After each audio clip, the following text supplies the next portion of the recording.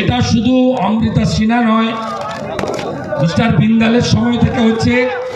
এই সরকার করছে, CID police করছে, ভাইপোর নির্দেশে করছে, মমতা ব্যানার্জির সম্মতিতে হচ্ছে। সুপ্রিম কোর্টের উচিত যে বিচার ব্যবস্থায় বিচারপতিদেরকে কিভাবে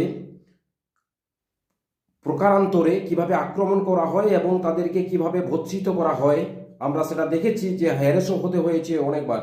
সেক্ষেত্রে আমরা প্রথমত লক্ষ্য করতে পেরেছি বা লক্ষ্য করেছি যে অভিজিৎ গঙ্গোপাধ্যায় নিয়োগ সংক্রান্ত মামলায় একের পর এক যে চাঞ্চল্যকর এবং গুরুত্বপূর্ণ যে রায় দান করে প্রমাণ করে দিয়েছেন এই রাজ্যে যে রাজ্যের আইনি ব্যবস্থার মাধ্যমে কোনো যে অভিযুক্ত এবং যারা দুর্নীতিবাজ তাদের কিন্তু বাঁচার কোনো রাস্তা নেই। জেল তাদের যেতেই হবে, জেল তাদের খাটতেই হবে, এটা তিনি প্রমাণ করে দিয়েছিলেন। পরবর্তী ক্ষেত্রে আমরা দেখেছি সেখানে অভিযুক্তরা তাদের নিজেদেরকে বাঁচানোর জন্য অভিজিৎ গাঙ্গুলির এগেনস্টে তারা সুপ্রিম কোর্টে গিয়ে রায় নিয়ে আসেন যে অভিজিৎ গাঙ্গুলি তিনি পক্ষপাতিত্বমূলক রায়দান করছেন আইনি ব্যবস্থার মধ্যে থেকে। সেক্ষেত্রে আমরা দেখেছি যে গুরুত্বপূর্ণ যে নিয়োগ সংক্রান্ত মামলা সেখানে সমস্ত মামলা কিন্তু অন্য এজলাসে পাঠিয়ে দেওয়া হয় অভিজিৎ গাঙ্গুলির এজলাস থেকে, তাতেও কিন্তু অভিযুক্তদের রেহাই হয়নি। এবং রাজশেখর মান্থা, আমরা দেখেছি রাজশেখর মান্থাকেও আক্রান্ত হতে হয় এবং আক্রমণের সামনে পড়তে হয় আমরা দেখেছি। এরপরেও দেখেছি যে বর্তমানের অবস্থা যে অমৃতা সিনহা, কলকাতা হাইকোর্টের বিচারপতি মাননীয়া অমৃতা সিনহা, তার ফ্যামিলিকেও দেখছি একের পর এক আক্রান্ত হওয়ার ঘটনা এবং নমুনা। তার দেখেছি যে জমি বাড়ি সংক্রান্ত যে বিরোধ মামলায় সেখানে দেখা যাচ্ছে নাকি তিনি প্রভাব খাটানোর না অভিযোগ করেছেন সিআইডি।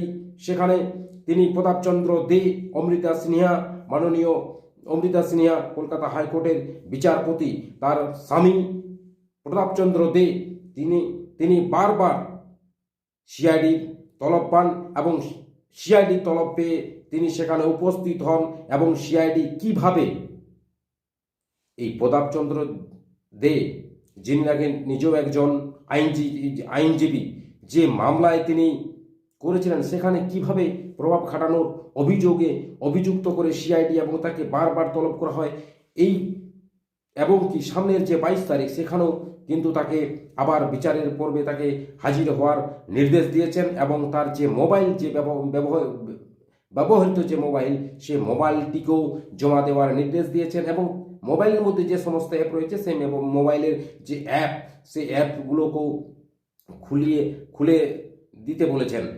তাহলে এক্ষেত্রে দেখা যায় যে মোবাইলের সাথে সম্পর্ক কি এবং তিনি আইনজীবী হিসেবে তিনি প্রভাব খাটানোর কি আছে ইত্যাদি বিষয় সম্বন্ধে আপনাদের সামনে বিভিন্ন আইনজীবী মহল তারা কি বলছেন এবং রাজনৈতিক মহল কি বলছেন সেই বিষয়ে আপনাদের সামনে তুলে ধরব।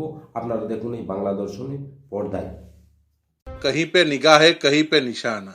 এখন একটা জমি সংক্রান্ত বিবাদের ক্ষেত্রে সিআইডি ইনভেস্টিগেশনের কি প্রয়োজনীয়তা সে বিষয়ে যথেষ্ট একটা প্রশ্ন চিহ্ন তো থেকেই যাচ্ছে এবং এটাও অস্বীকার করলে চলবে না যে জাস্টিস সিনহার কোর্টে কিন্তু অনেক বড় বড় মামলায় অনেক রায় হয়েছে যেগুলো আমাদের আশঙ্কা যে এইগুলোতে হয়তো বিচার ব্যবস্থাকে প্রভাবিত করারও একটা চেষ্টা চলতে পারে।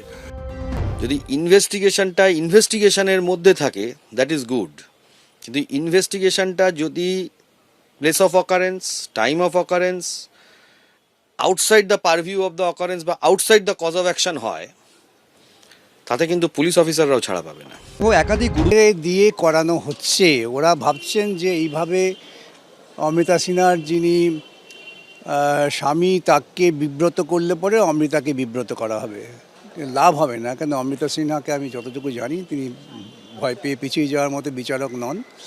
আর দ্বিতীয় কথা হচ্ছে তার স্বামী প্রতাপবাবু তার বিরুদ্ধে যা আছে সেটা উনি মোকাবিলা করবেন, দরকার হলে আইনি ব্যবস্থাও নেওয়া যাবে। ভয়ঙ্কর ষড়যন্ত্র।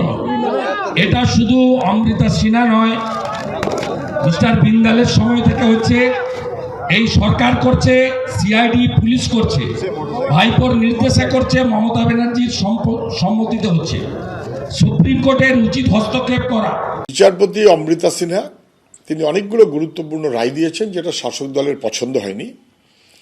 তথ্যবিজ্ঞ মহল বলছে সেই কারণেই বিচারপতি অমৃতা সিনহার যিনি স্বামী তিনি সম্ভবত ওকালতি করেন, অ্যাডভোকেট, তাকে সিআইডি রোজ ডেকে পাঠাচ্ছে।